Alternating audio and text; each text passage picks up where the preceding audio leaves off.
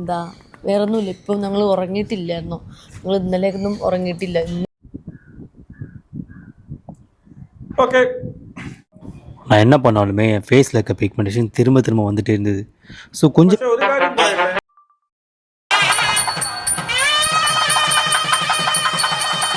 നമസ്കാരം. പുതിയൊരു വീഡിയോയിലേക്ക് എല്ലാവർക്കും ഹർദ്ദമായ സ്വാഗതം. വീഡിയോ ഇഷ്ടപ്പെടുകയാണെങ്കിൽ ചാനൽ സബ് ചെയ്യാൻ മറക്കണ്ട എന്നുള്ളതാണ്. അങ്ങനെ അറ്റ് ലാസ്റ്റ് അനുമോളുടെ വിവാഹം കഴിഞ്ഞിരിക്കുന്നു. Congratulation, have A happy married life. വിവാഹ ദിനാശംസകൾ. സന്തോഷവതിയായി ഇരിക്കൂ എന്നുള്ളതാണ്. ഹൃദയം നിറഞ്ഞ് ഞാൻ ആശംസിക്കുന്നു എന്നുള്ളതാണ്. അപ്പൊ എന്തായാലും അനുക്കുട്ടിയുടെ വിവാഹം കഴിഞ്ഞിരിക്കുന്നു. ഇന്ന് രാവിലെ ആയിരുന്നു വിവാഹം. അതായത് ഗുരുവായൂരിൽ വെച്ച് 5:30-ക്കായിരുന്നു വിവാഹം. പയ്യന്റെ പേര് മറ്റൊന്നുമല്ല, പയ്യനെ കാണാൻ വേണ്ടിയിട്ടാണല്ലോ എല്ലാവരും കാത്തിരുന്നത്. ഭുവനേഷ് രജീന്ദ്രൻ എന്നുള്ളതാണ് പയ്യന്റെ പേര്. ആ പയ്യന്റെ പ്രൊഫൈൽ ഞാൻ ഇവിടെ വെച്ച് തരാം. പിന്നെ അനുക്കുട്ടിയും അനുമോളും ഇതിനെക്കുറിച്ച് കുറച്ച് വീഡിയോസ് ഇട്ടിട്ടുണ്ട്, അതിനെക്കുറിച്ച് നമുക്ക് സംസാരിക്കാം എന്നുള്ളതാണ്. അപ്പോ ഇതാണ് പയ്യൻ. പയ്യൻ സത്യം പറഞ്ഞു കഴിഞ്ഞാൽ ഭുവനേഷ് രജീന്ദ്ര മോഡലാണ്, ആക്ടറാണ്, fashion, travel, lifestyle, fitness എന്ന് പറഞ്ഞുകൊണ്ടൊക്കെ കൊടുത്തിട്ടുണ്ട്. അതാ നമുക്ക് ഇതാണ് പയ്യൻ. ഓക്കെ, ഇതാണ് പയ്യൻ, കേട്ടല്ലോ. നമുക്ക് കുറച്ച് நான் என்ன பண்ணாலுமே என் ஃபேஸில் இருக்க பிக்மெண்டேஷன் திரும்ப திரும்ப வந்துட்டே இருந்தது. ஸோ கொஞ்சம் പക്ഷെ ഒരു കാര്യം പറയട്ടെ, ഈ ചക്കിക്കൊത്ത ചങ്കരൻ എന്ന് പറഞ്ഞ മെയ്ഡ് ഫോർ ഈച്ച് അതർ എന്ന് പറഞ്ഞതുപോലെ രൂപത്തില് നീ രണ്ടുപേരും നല്ല രീതിയിൽ ജോഡികളാണ്. പൊക്കം കൊണ്ടും ആ ഒരു സൈസ് കൊണ്ടും ഒക്കെ നല്ല ചേർച്ചയുണ്ട് എന്നുള്ളതാണ് അല്ലേ. അനുമോൾക്ക് പറ്റിയ പയ്യൻ തന്നെയാണ് അല്ലെ. രൂപം കൊണ്ട്, മനസ്സുകൊണ്ടും സ്വഭാവം കൊണ്ടും ഉറപ്പായിട്ടും അനുമോൾക്ക് പറ്റിയത് തന്നെ ആയിരിക്കും എന്ന് നമുക്ക് ഉറപ്പുണ്ട്. ஹலோ கைஸ், ஃபேஸ் ஆக்னினா எல்லாருமே அட்வைஸ் கொடுப்பாங்க, பட் பேக் ஆக்னினா ஒருத்தர் கூட கொடுக்க மாட்டாங்க. பட் ஹானஸ்ட்லி சொல்லணும்னா பேக் ஆக்னினா எல்லாருமே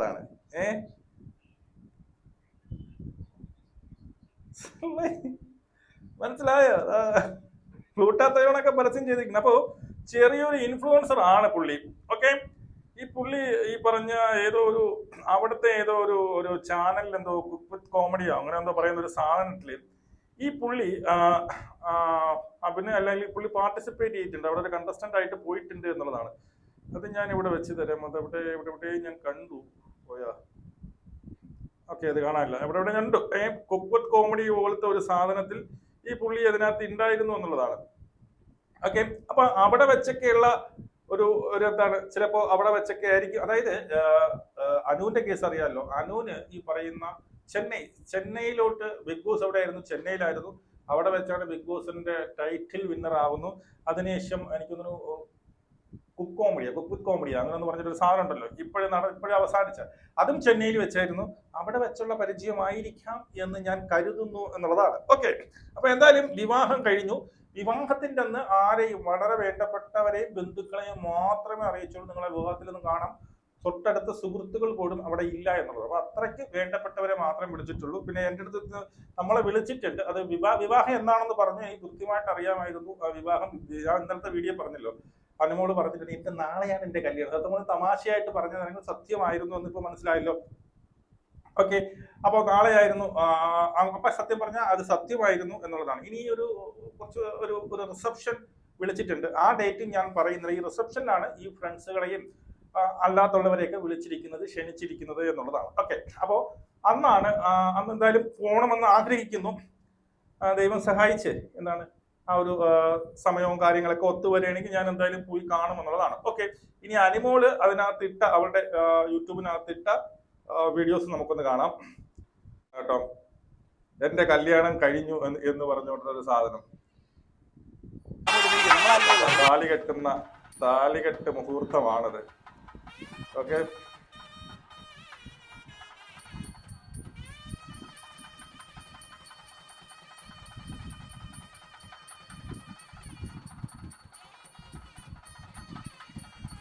സുരേഷ് ഗോപിയൊക്കെ വന്നിട്ടുണ്ടായിരുന്നു കേട്ടോ.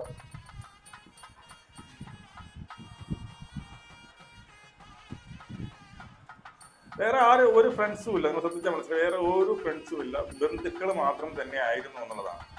ഓക്കെ, ഇത് വിവാഹം കഴിഞ്ഞു. താലിയിടുന്നത് ഗുരുവായൂരാണല്ലോ, പെട്ടെന്ന് നടക്കും. നമുക്ക് അതിനുള്ള പ്രത്യേക സമയമില്ല. എന്നുവെച്ചാൽ ഒരു ദിവസം 10-20 കല്യാണം നടക്കുന്ന സ്ഥലമാണ്. ഓക്കെ ഓക്കെ, ഇതാണ് ഒരു വീഡിയോ. അടുത്തത് ഞങ്ങൾ വിവാഹിതരായി എന്ന് പറഞ്ഞുകൊണ്ട് അടുത്തൊരു വീഡിയോ ഇട്ടിരിക്കുന്നു. ഇതെല്ലാം നമ്മൾ നോക്കിയത്.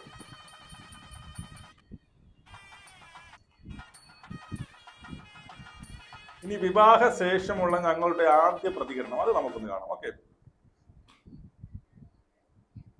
ഫൈനലി നമ്മൾ കഴിഞ്ഞ് നമ്മളുടെ കുറച്ച് ഫോട്ടോഷൂട്ടും കാര്യങ്ങളൊക്കെ ആയിട്ട് ഇവിടെ ഹോട്ടലിൽ നിൽക്കുകയാണ്. അപ്പം ഞാൻ എൻ്റെ ഹസ്ബൻഡിനെ പരിചയപ്പെടുത്തില്ല, ഇൻട്രൊഡ്യൂസ് ചെയ്തിട്ടില്ല.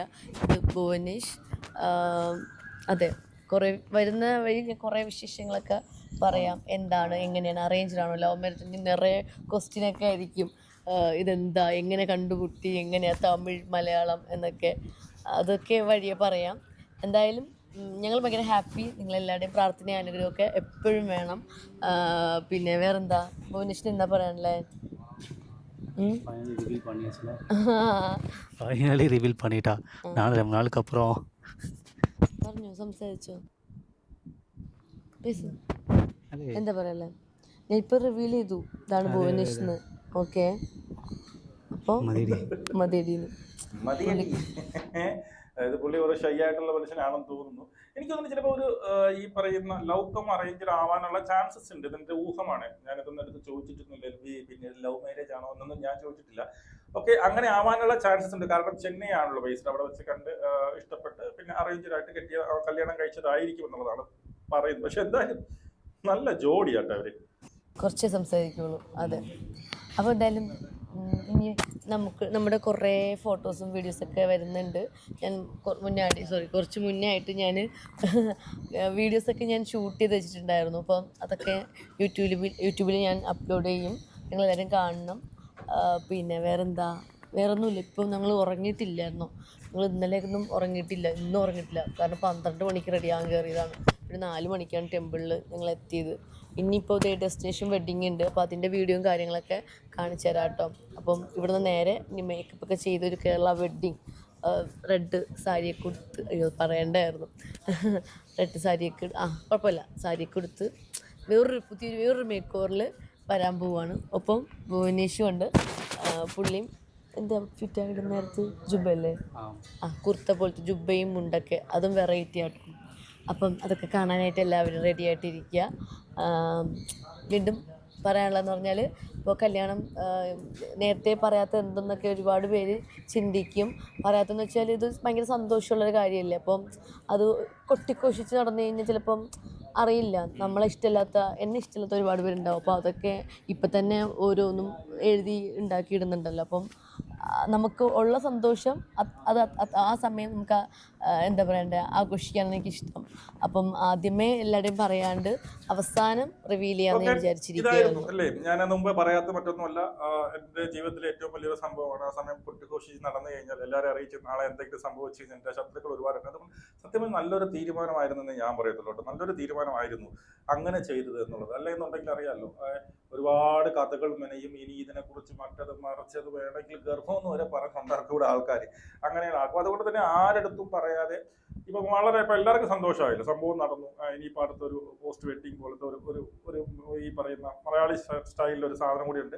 അതൊക്കെ പുറത്ത് വരുമായിരിക്കും എന്നുള്ളതാണ്. ഓക്കെ, ഇനി അവരുടെ റീലുണ്ട്. ആ റീലും കൂടി നമുക്കൊന്ന് കാണാം.